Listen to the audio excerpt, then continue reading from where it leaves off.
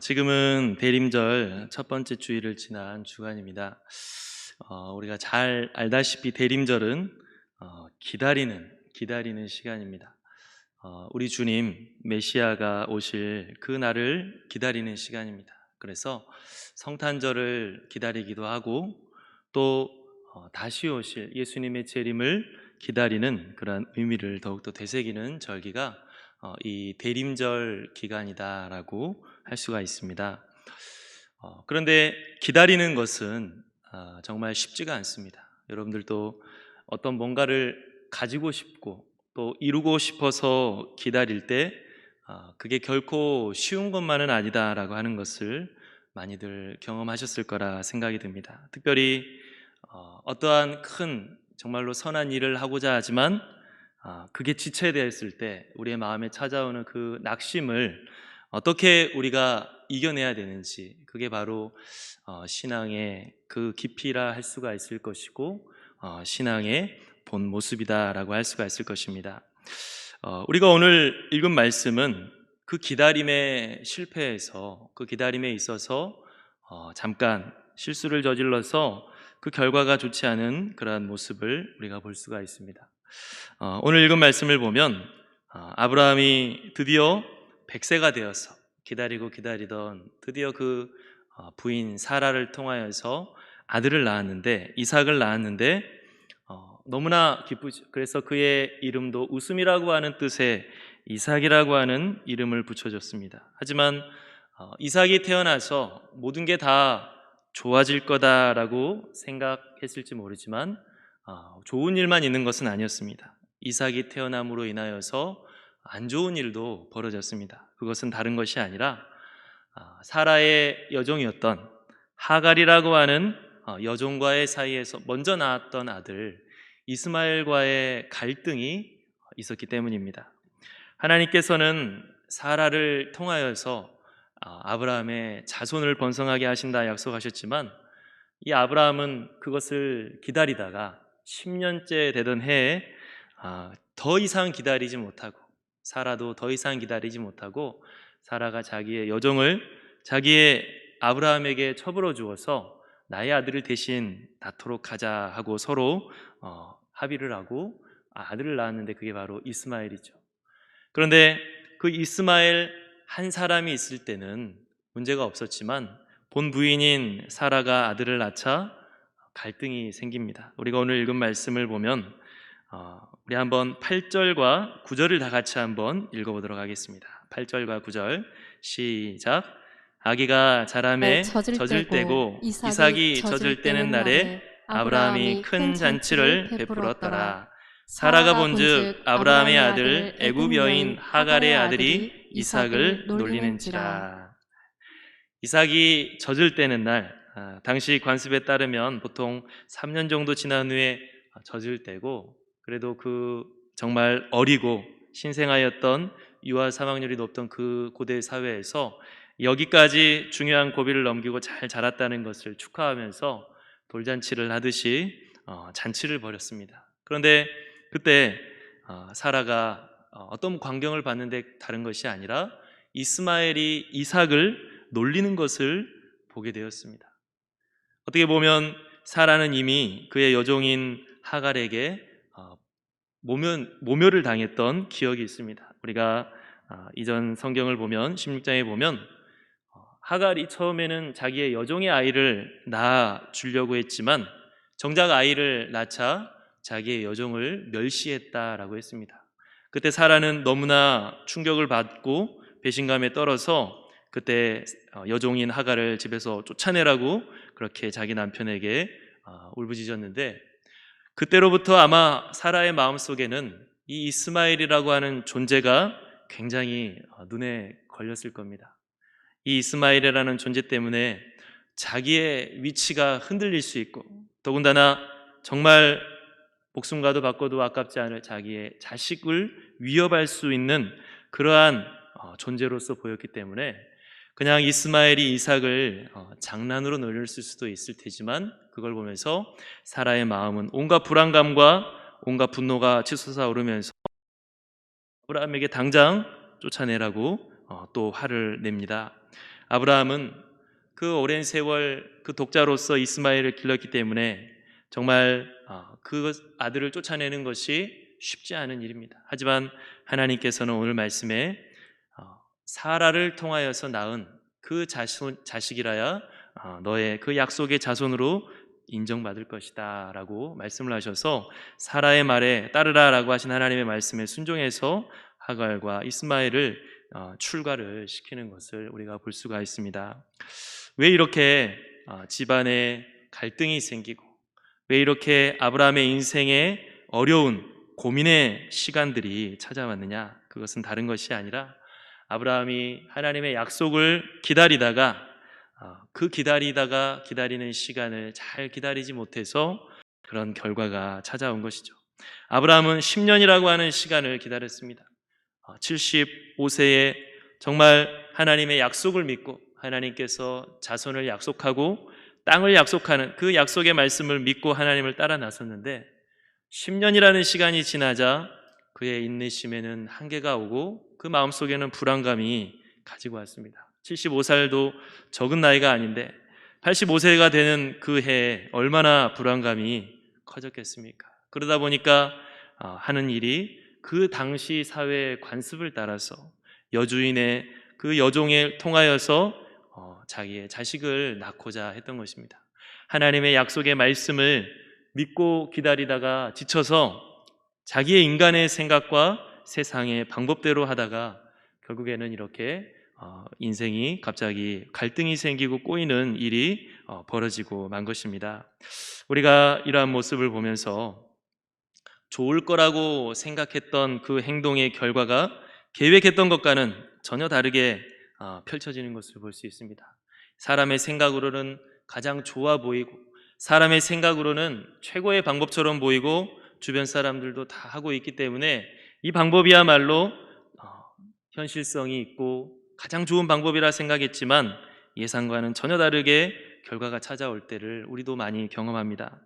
나름대로 다 하나님의 그 약속을 이루기 위한 방법이라고 다 나름대로 이것이야말로 최고의 방법이라고 하지만 그게 우리의 생각대로 모든 게 진행이 되지 않고 그 생각에 한계가 있기 때문에 분명히 갈등이 생기고 문제가 생긴다라고 하는 것이죠. 바로 이러한 모습을 보면서 우리들도 이 대림절을 보내면서 잘 기다릴 줄 아는 그러한 사람들이 되어야 될 것입니다. 예수님께서는 제자들에게 기도의 비유를 할 때 뭐라고 하셨습니까? 간청하는 과부의 그 기도의 비유를 들으면서 불의한 재판관이라도 조르면 귀찮아서라도 그 재판관이 과부의 그 억울함을 해소해 주는데 하물며 하늘 아버지께서 그 자녀들이 울부짖는 것을 가만히 놔두겠느냐라고 예수님 가르치셨습니다. 그러나 인자가 올 때 믿음을 보겠느냐 하시면서 예수님이 탄식하셨습니다.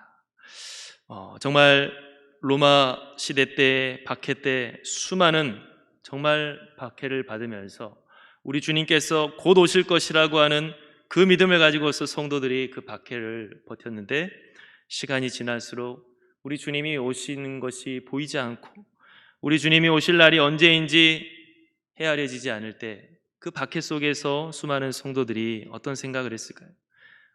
우리들도 믿음 생활을 하면서 하나님께서 나의 인생을 붙잡아 주시고 책임져 주신다는 약속의 말씀을 믿고 우리가 기도하고 나아갈 때 있지만 또 예수님께서 이 세상의 구주이심을 믿고 다시 오실 재림주시라고 하는 것을 믿고 세상의 유혹에 빠지지 않으려고 힘쓰고 우리가 주님을 끝까지 따르고자 힘을 쓰지만 우리에게 삶이 뜻대로 되지 않고 또 세상의 박해가 우리에게 더욱더 가혹하게 다가올 때 우리의 마음속에 기다림에 지칠 때가 찾아온다라고 하는 것이죠. 그러나 이 대림절의 기간에 정말 이 아브라함이 이삭을 기다리지 못해서 먼저 이스마엘을 낳아서 그의 인생에 어려움이 찾아오듯이 우리들도 하나님 앞에 인내함으로써 잘 기다릴 줄 아는 믿음의 사람들이 되어야 될 것입니다. 아멘. 히브리서 11장에 보면 수많은 믿음의 사람들이 나옵니다. 그 믿음의 사람들의 특징은 무엇이었느냐? 끝까지 인내할 줄 알고 기다릴 줄 알았다라고 하는 것이죠. 하나님께서 지금 당장 아브라함에게 약속의 땅을 주지 않고 아브라함이 그 땅에서 나그네와 같이 산다고 할지라도 하나님의 약속이 이루어질 것을 믿고 하나님을 따라 그렇게 나아갔듯이 수많은 믿음의 사람들이 그렇게 하나님의 약속을 믿음으로써 그들의 현실을 이겨내고 하나님의 약속이 이루어질 그날을 기다리면서 살았다라고 하는 것입니다. 그리고 그 하나님께서 그 말씀에 순종하는 사람들을 이 약속의 말씀 가운데 성경책에 기록하시고 또 하나님 나라의 생명책에 기록하여 주셨을 줄로 믿습니다. 아멘.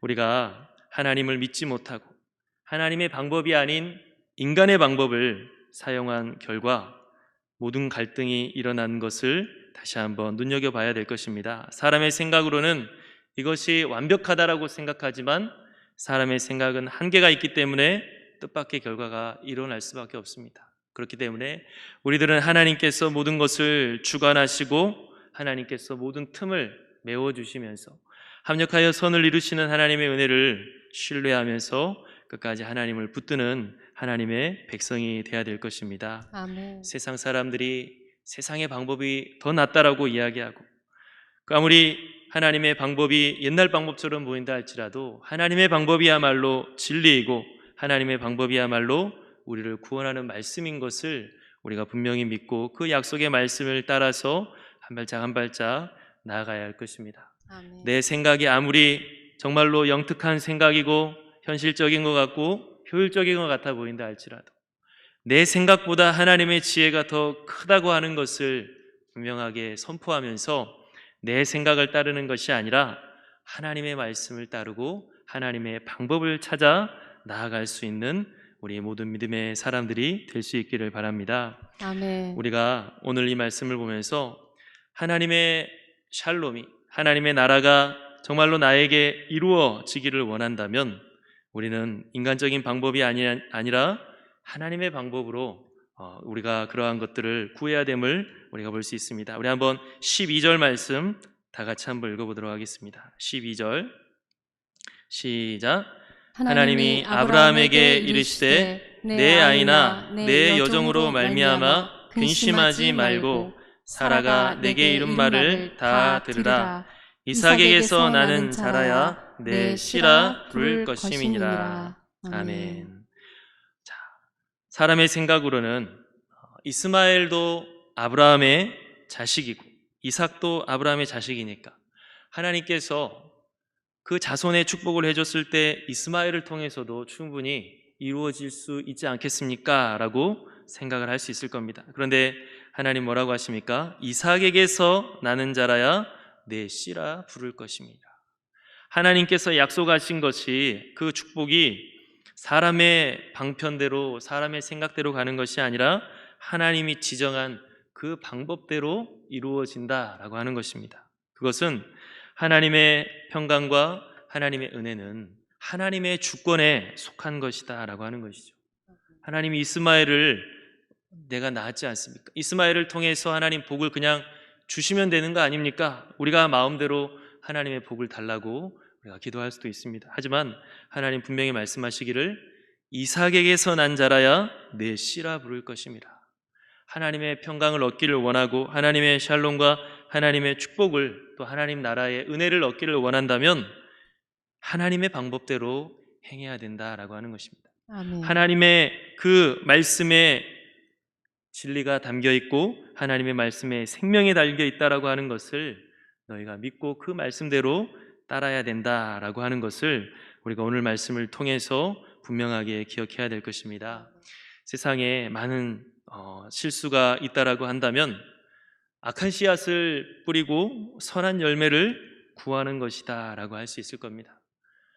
선한 씨앗을 뿌려야 선한 열매를 맺는 것이 당연한 것인데 악한 씨앗을 뿌리면 악한 열매를 맺는 것은 당연한 것인데 사람들은 자기 나름대로 씨앗을 뿌린다고 하지만 그게 인간의 때가 묻고 그게 인간의 더러움이 묻은 악한 씨앗이라고 한다면 당연히 악한 열매가 맺히게 되겠죠.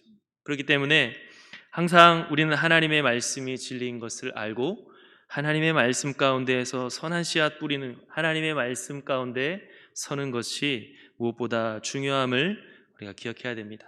그래서 우리가 언제나 혹시나 선하신 하나님의 뜻대로 씨앗이 심겨진 것이 아니라 나의 죄악된 때가 묻지는 않았는지를 항상 돌아봐야 될 것이고, 혹여나 우리가 정말로 우리의 실수로 인하여서, 우리의 허물로 인하여서 그러한 씨앗이 심겨졌다 할지라도 주님 앞에 회개하며 주의 십자가의 보혈을 의지하여서 다시 한번 담대하게 선한 씨앗을 뿌리며 나아가야 할 것입니다. 아멘. 인간의 방법이란 정말로 내 인생을 하나님 앞에 의탁하지 않는 것입니다. 하나님과 상관없이 하나님의 인도하심과 하나님의 이끄심 없이 내 생각과 계산과 내 주장대로만 살아가는 것이 인간의 방법입니다. 하지만 하나님께서는 우리로 하여금 정말로 우리는 세상을 헤매는 양떼와 같이 연약한 존재이기 때문에 하나님만을 바라보며 하나님의 인도하심을 따라 살아가라 라고 말씀하십니다. 우리가 잘 아는 말씀인 잠언 3장 5절과 6절에 이처럼 말씀하십니다. 너는 마음을 다하여 여호와를 신뢰하고 내 명철을 의지하지 말라. 너는 범사의 그를 인정하라. 그리하면 내 길을 지도하시리라. 아멘.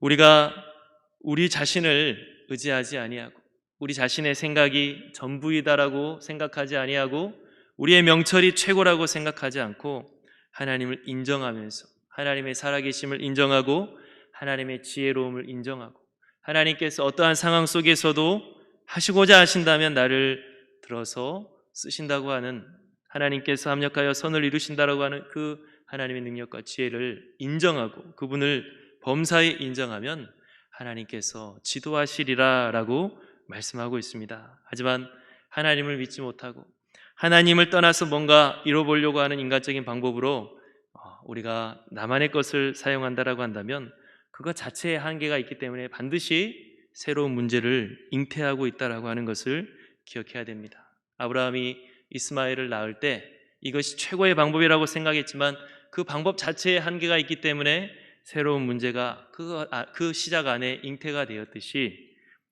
우리가 하나님의 방법이 아닌 나의 생각과 세상적인 방법으로 시작한다면 그 시작부터 새로운 문제는 시작하고 있다라고 하는 것을 오늘 말씀을 통해 분명하게 기억해야 됩니다. 그래서 성경은 계속해서 우리로 하여금 하나님의 말씀에 순종하는 것에 대해서 강조를 하고 있습니다.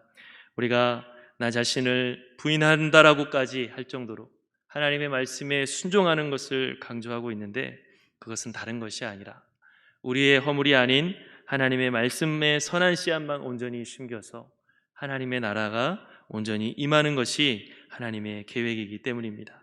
예수님께서 밤이 새도록 정말로 고기를 잡지 못한 베드로에게 깊은 데에 가서 그물을 내리라 라고 했을 때 베드로가 내가 정말로 수고하여서 하나님 앞에 내가 수고하여서 잡은 것이 없지만 예수님의 그 말씀에 의지하여 던지리라 하는 그 그물을 내리리라고 하는 그 고백처럼 우리들도 이 대림절 기간 가운데 이제까지 주님의 말씀을 온전히 신뢰하지 못하여서 기다리지 못하고 하나님의 선하신 씨앗을 심는 것이 아니라 내 씨앗만을 계속해서 심었다라고 한다면 이제는 다시 베드로의 그 이야기처럼 내가 이제까지 수고하여 잡은 것이 없지만 주님이 말씀하셨으니까 주님의 말씀이 진리인 것을 내가 믿고 내가 그물을 내리겠습니다 라고 주님의 말씀에 순종하며 나아갈 수 있는 우리 모두가 될 수 있기를 간절히 바랍니다. 아멘. 잠언 5장 6절 이어 잠언 7절에 말씀하시기를 스스로 지혜롭게 여기지 말지어다 여호와를 경외하며 악을 떠날지어다 라고 했습니다. 우리가 정말로 자기 자신을 스스롭게 여기지 말고 오직 여호와를 경외하고 오직 하나님의 그 말씀 가운데에서 든든히 설 때 그것이 바로 우리가 선한 열매를 거둘 수 있는 유일한 길임을 알고 우리가 항상 인생의 농사를 지을 때나 신앙의 농사를 지을 때 인내함으로 인하여서 선한 씨앗을 심어야 될 것입니다. 오늘 말씀 가운데에서 정말로 귀한 말씀을 우리들에게 들려주신 것이 바로 그 이삭으로 통하여서 난 자라야 내 씨라 할 것이다 라고 하신 그 말씀을 우리가 기억해야 됩니다.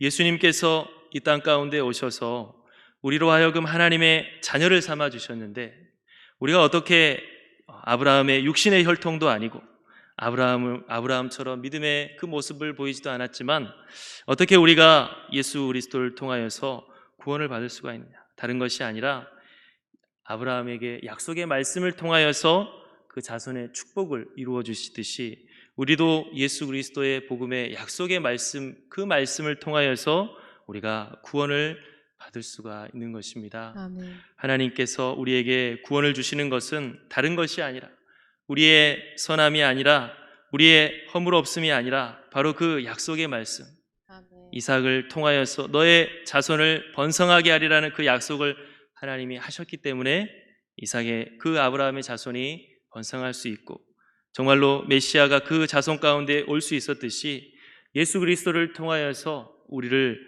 구원하시겠다고 하신 그 약속의 말씀이 있기 때문에 우리가 하나님의 자녀가 될 수 있는 은혜와 영광을 얻을 수가 있음을 오늘 말씀은 먼저 우리들에게 이야기를 하고 있습니다. 우리가 오늘 이 말씀을 보면서 이 대림절 가운데 우리에게 찾아오시고 우리들의 여러 가지 생각의 틈새와 우리들의 여러 가지 행동의 틈새 가운데에서 우리들을 그저 홀로 버려두지 아니하시고 합력하여 선을 이루셔서 주님이 약속하신 그 약속의 말씀을 친히 이루어 가시는 하나님의 사랑과 은혜를 붙들고 의지하며 나아갈 수 있기를 간절히 바랍니다. 아멘. 아브라함이 그 실수로 인하여서 이스마엘을 낳아서 그 집안의 갈등을 일으키고 하나님의 역사에 이루어가는 데 있어서 그렇게 스스로가 장애물이 되어버렸는데 하나님께서는 그 아브라함의 모습을 그냥 내버려 두지 아니하시고 친히 간섭하시고 친히 찾아오셔서 그 문제의 갈등을 해결하고 있음을 볼 수가 있습니다. 우리 주님께서 우리에게 찾아오신 것도 바로 이와 같은 은혜다라고 할 수가 있습니다.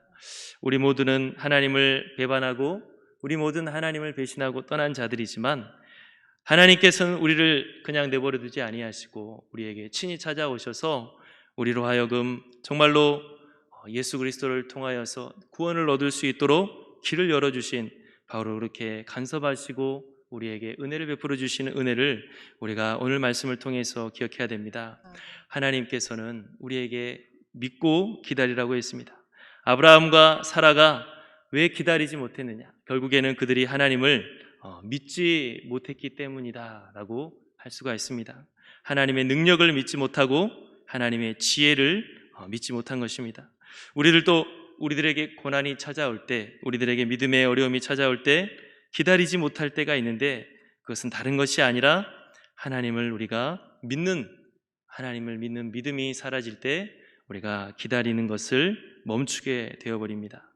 하나님께서는 분명히 약속하셨지만 사라는 아브라함은 생각하기를 우리에게는 그런 일이 결코 일어나지 않을 것이다 라고 단정을 지어버리니까 아브라함이 다른 방법을 쓰고자 힘을 쓰는 것입니다. 우리들도 하나님의 역사하심을 믿는 믿음이 사라지고 나에게 하나님의 은혜가 주어지지 않을 거라고 하는 그러한 생각을 하게 되면 우리는 다른 생각을 하게 됩니다.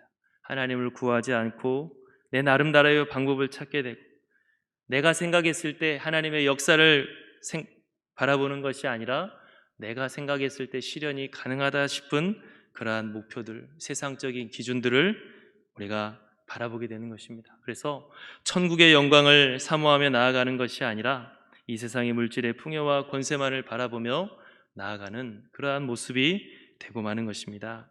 오늘 이렇게 이삭과 이스마엘의 이야기를 우리가 다시 한번 살펴보면서 이 대림절 기간 가운데 이제 주님 다시 오실 그 날을 기다리는 우리 모든 성도들 정말로 믿음이 흔들리지 아니하고 세상에 어떠한 박해와 또 어떠한 어려움이 있다 할지라도 믿음이 흔들리지 않고 끝까지 주님을 기다리며 나아갈 수 있는 또 주님이 오시는 그 날을 준비하며 나아갈 수 있는 저와 여러분들이 될 수 있기를 간절히 바랍니다.